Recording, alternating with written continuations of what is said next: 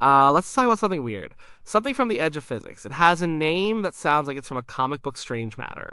And when people talk about it, they sometimes use words like doomsday or the end of the world. The basic idea is scary. It's the idea that there might be a type of matter that is more stable, more fundamental than the stuff that makes up you, me, our planet, and everything we see. And if this strange matter ever touched our normal matter, it wouldn't just be a collision. It would be a conversion. Our matter would instantly transform into strange matter in a runaway chain reaction. A single speck could, in theory, convert the entire Earth into a hot, dense ball of strange stuff. It sounds like science fiction. And maybe that's all it is. But the idea didn't come from a writer's imagination.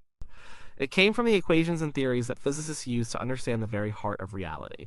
So, what is this stuff? And is the threat real? The answer is complicated, and it starts with understanding what we're made of in the first place. Everything you know is made of atoms. Atoms have a nucleus at the center, with electrons zipping around it. The nucleus is where the action is for this story. It's made of two types of particles, protons and neutrons. For a long time, we thought those were the bottom floor, the fundamental building blocks. But they're not. If you could somehow crack open a proton or a neutron, you'd find even smaller particles inside. These are called quarks. Quarks are, as far as we know, truly fundamental. You can't break them down any further. Now, there are a few different types or flavors of quarks, but the matter that makes up our entire world is built from just two of them, the up quark and the down quark. They're pretty simple. A proton is made of two up quarks and one down quark. A neutron is made of one up quark and two down quarks. That's it. That's the recipe for 99.9% of the visible matter in the universe. A combination of ups and downs held together by an incredibly powerful force called the strong nuclear force. Think of it as the strongest glue in existence. This arrangement is stable. It works. It has built stars, planets, and people. It has held together for 13.8 billion years. This is normal matter. It's what we are. But here's where it gets weird. Physicists have discovered that there aren't just two flavors of quarks. There are six. Besides the familiar up and down, there's the harm quark, the bottom quark, the top quark, and the one that matters for our story, the strange quark. You might wonder, if these other quarks exist, why aren't they part of our world?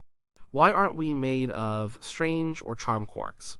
The reason is that these other quarks are much heavier and much less stable than the simple up and down quarks. When physicists create them in giant particle accelerators, they only exist for a fraction of a second. A strange quark, for example, will almost instantly decay into a lighter, more stable up or down quark. They're fleeting visitors, they pop into existence and then vanish. That's why our world is an up and down world. Nature prefers simplicity and low energy. The lightest quarks are the most stable, so that's what sticks around. Or so we thought. This is where the strange matter hypothesis comes in. It's a bold and unsettling idea. The hypothesis asks a question. What if there's a loophole? What if, under the right conditions, matter containing strange quarks wasn't unstable? What if it was actually more stable than the normal matter we're made of? This is a huge claim. It's like saying that a brick tower is okay, but a tower made of bowling balls is actually stronger and less likely to fall. It goes against our intuition. The idea was first seriously proposed in the 1970s and 80s. The thinking goes like this. Imagine the nucleus of an atom. It's a tightly packed ball of protons and neutrons. Those protons and neutrons themselves are just tiny bags holding 3 quarks each. It's crowded in there. According to the rules of quantum mechanics, cramming a bunch of the same kind of particles into a tiny space costs a lot of energy. The particles are all jostling for position, creating a sort of pressure. Now, what if you could change the recipe? Instead of just having up and down quarks, what if you introduce a third type, strange quarks? Suddenly you have more options. The particles aren't all identical anymore. Some are up, some are down, some are strange. This new variety can relieve the pressure. It's like a crowded room where you suddenly open a new door. People can spread out. The overall energy of the system can drop. In physics, lower energy almost always means more stable. Water flows downhill to a lower energy state. A dropped ball comes to rest on the floor, its lowest energy state. The strange matter hypothesis suggests that a large blob of matter made of a roughly equal mix of up, down, and strange quarks could be the universe's true ground state. The true lowest energy state for matter. If this is true, it means our matter, the protons and neutrons we are made of, is not perfectly stable. It's what physicists call metastable. Think of a rock perched on the side of a mountain, resting on a small ledge. It's stable enough. It might sit there for 1,000 years, but it's not at its true lowest energy state, which is at the bottom of the valley. If something gives it a good enough push, it will tumble all the way down. And once it's in the valley, it's not going back up on its own. The strange matter hypothesis claims our normal matter is like that rock on the ledge. And a piece of strange matter is like the bottom of the valley. So, where would you find such extreme conditions to create this stuff? The best candidate is the core of a neutron star. A neutron star is what's left over after a massive star dies in a supernova explosion. It's one of the densest objects in the universe. Imagine taking the mass of our sun and crushing it down into a ball the size of a city. The gravity is so intense that it squeezes atoms completely out of existence. Electrons are forced into protons, turning them into neutrons. You get a star made almost entirely of neutrons, packed shoulder to shoulder. The pressure inside a neutron star is unimaginable. It's possible that deep in the core, the pressure is so great that even the neutrons themselves are crushed. They would break apart, releasing their up and down quarks into a free-floating soup. In this incredibly dense quark soup, it becomes energetically favorable for some of the up and down quarks to transform into strange quarks. If the strange matter hypothesis is correct, the core of that neutron star could become a single giant nucleus of strange matter. Some astronomers even think that entire neutron stars could be quark stars made completely of the stuff. This is all happening light years away. A giant ball of strange matter in a distant star core is a fascinating but academic idea. It can't hurt us. The danger comes from a different idea. What if a small piece of this strange matter could exist on its own outside of a neutron star? A tiny, stable nugget of strange quark matter? Scientists call such a piece a strangelet. This is the real heart of the doomsday scenario. If the strange matter hypothesis is correct, if strange matter is truly the most stable state of matter in the universe, then a strangelet would be like a seed of destruction. It would be the push that sends our normal matter tumbling down into the valley. The scenario, often called the Ice 9 scenario, is named after the fictional substance in Kurt Vonnegut's novel Cat's Cradle. In the book, Ice 9 is a special form of water that is solid at room temperature. If a single crystal of Ice 9 touches regular water, it acts as a template, instantly causing the normal water to rearrange its structure and freeze into more Ice 9. It sets off a chain reaction that freezes the world's oceans. A strangelet is the real-world, physics-based version of Ice 9. Imagine a strangelet perhaps flung into space by a collision between two neutron stars traveling through the cosmos. Eventually, its path intersects with Earth. It wouldn't be like a normal meteor which burns up in the atmosphere. The strangelet is a chunk of nuclear matter unbelievably dense and held together by the strong force. It would pass through the atmosphere as if it weren't there. It would pass through the ground rocket mantle just as easily. But it wouldn't just be passing through. As it touched the nucleus of a normal atom, an atom of oxygen or iron or silicon, it would make contact. The quarks in the normal atom, the familiar ups and downs, would be absorbed by the strangelet. Under the immense pressure and influence of the strangelet's structure, those normal quarks would be converted. The energy of the system would drop as they rearrange themselves into the more stable, up-down, strange configuration. The normal atom would cease to exist. It would now be part of the strangelet, and the strangelet would now be slightly bigger. This process would be incredibly fast. The conversion of one nucleus would release a burst of energy, which would help propagate the reaction to its neighbors. The strangelet would grow exponentially, eating its way through the planet. Every atom it touched would become more strange matter. There would be no explosion in the typical sense. It would be a conversion. The Earth, from the surface to the core, would be systematically and rapidly transformed. In a matter of minutes or hours, our planet, with all its life, its oceans, its mountains, and its history, would be gone. In its place would be a shrinking, hyper-dense sphere of hot, strange matter glowing in the darkness of space. It's a uniquely terrifying apocalypse. It's not about heat or radiation or impact force. It's an attack on the very nature of our existence. It suggests the matter we're made of is a mistake, a temporary state waiting to be corrected by the universe's true, preferred form. So, this is the point where you might start to get a little worried. It's a plausible sounding scenario rooted in real physics. Scientists have written papers on it. It's not just late night talk, but now we have to pull back and ask the most important question. Should we actually be worried about this? The answer, according to almost every physicist who studies this, is no. There are several very good reasons to believe that this scenario, while a fascinating theoretical puzzle, is not a real-world threat. Let's break down why we can probably sleep soundly. First, and most importantly, the strange matter hypothesis is still just a hypothesis. It's a powerful idea, but it's not proven. Our understanding of the strong nuclear force, the rules that govern quarks, is incomplete. The calculations are incredibly difficult. Some models suggest strange matter is the ground state. Other, equally valid models suggest it isn't. It might be that normal matter, our good old protons and neutrons, is the true king of stability after all. If normal matter is the most stable state, then strange matter would be unstable. A strangelet, if it could even form, would quickly decay into normal particles. It wouldn't convert anything, it would just fall apart. The whole doomsday scenario vanishes. The rock is already at the bottom of the valley. Second, there's a powerful piece of evidence we can see all around us. The universe is still here. The Earth is 4.5 billion years old. The moon has been our silent neighbor for just as long. Throughout that time, they have been constantly bombarded by cosmic rays. Cosmic rays are high-energy particles, mostly protons, zipping through space at near the speed of light. They are produced by supernovas, black holes, and other violent cosmic events. The energies of these particles are immense, far higher than anything we can create in our most powerful particle accelerators on Earth. If strangelets could be created in high-energy collisions, then cosmic rays should be making them all the time.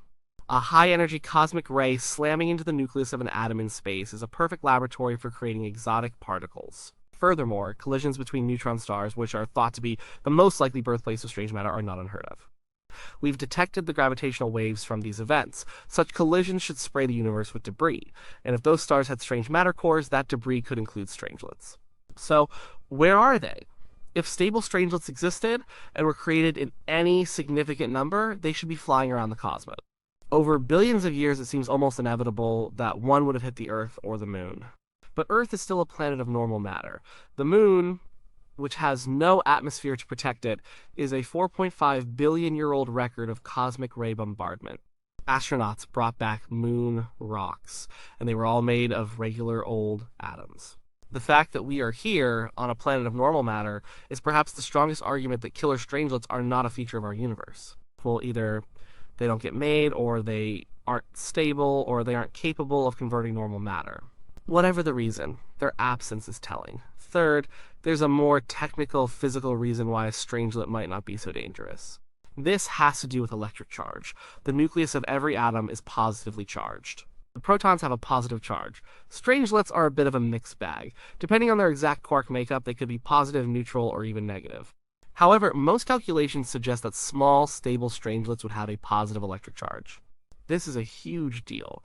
Two positive charges repel each other. This is one of the fundamental laws of electromagnetism. So, a positively charged strangelet approaching a positively charged atomic nucleus would be pushed away. It's called the Coulomb barrier.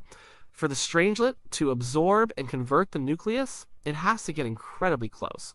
Close enough for the short-range, strong nuclear force to take over. But the long-range electromagnetic force would be trying to keep them apart.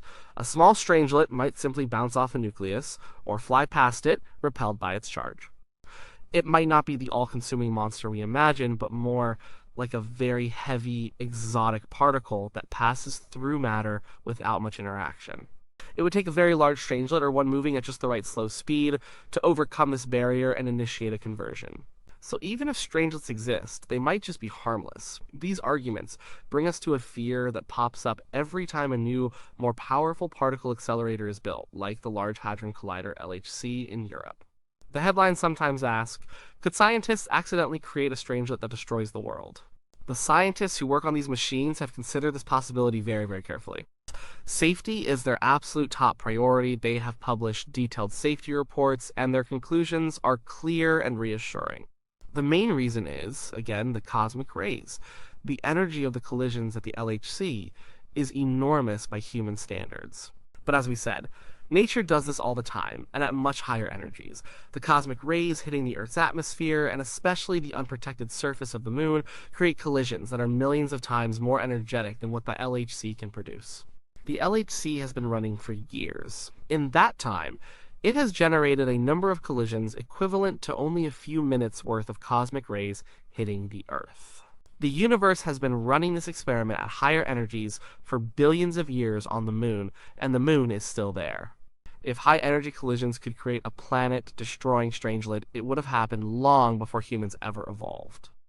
The continued existence of the moon and other celestial bodies is a powerful safety check. It proves that the physics of these collisions does not lead to catastrophe. So, with all these counterarguments, is strange matter just a dead end? A fun but failed idea? Not at all. While the doomsday scenario is extremely unlikely, the possibility of strange matter itself is still a very active and exciting area of research. Finding it would be one of the greatest discoveries in the history of science. It would mean we have found a new fundamental state of matter. Astronomers are actively looking for evidence of it in space. They are searching for quark stars. A star made of strange matter would be different from a normal neutron star. It would be even smaller and denser. And because of its unique properties, it would cool down much faster than a neutron star. So astronomers are looking for very small, very dense, very cold objects out in the cosmos. Finding one would be incredible evidence that strange matter is real. So far, the search has turned up some tantalizing candidates, but nothing definitive. The search also continues in laboratories. Experiments at places like the LHC and Brookhaven National Laboratory are designed to smash heavy ions like gold or lead nuclei together. The goal is to create, for a fleeting moment, a tiny fireball of matter so hot and dense that it mimics the conditions of the early universe or the core of a neutron star.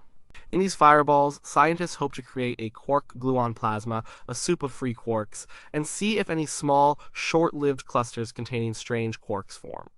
They wouldn't be stable, world-eating strangelets, but they would be proof that this kind of matter can be created. So what's the final verdict? Strange matter is a theoretical form of matter made of up, down, and strange quarks. The strange matter hypothesis suggests that this form of matter might be even more stable than the normal matter that makes up our world. If this hypothesis is true, and if a small, stable piece of strange matter called a strangelet were to exist, it could theoretically convert any normal matter it touched into more strange matter. A single strangelet hitting the Earth could trigger a chain reaction that converts the entire planet into a hot, dense sphere of strange matter. This is the Ice 9 doomsday scenario. However, the evidence against this being a real threat is overwhelming. The hypothesis itself is unproven and may simply be incorrect. The fact that the universe, after 13.8 billion years of high-energy cosmic events, is still filled with normal matter is the strongest evidence that killer strangelets are not a part of our reality. The physics of electric charge also suggests that a strangelet might not be able to easily interact with normal atoms. And the fears about particle accelerators creating a doomsday strangelet are unfounded, because nature has been running the same experiment at much higher energies for billions of years without any catastrophic results. Strange matter remains one of the most fascinating what-ifs in all of science. It forces us to question the very substance of our reality, to wonder if the ground we stand on is truly solid in the most fundamental sense.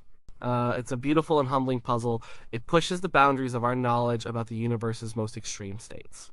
But as a threat to our existence, it belongs in the realm of incredible ideas, not credible fears. It's a story about the deep, strange, and wonderful rules that govern our universe, and a reassuring reminder that for all its violence and mystery, the cosmos has allowed our familiar, stable, normal world to exist just as it is.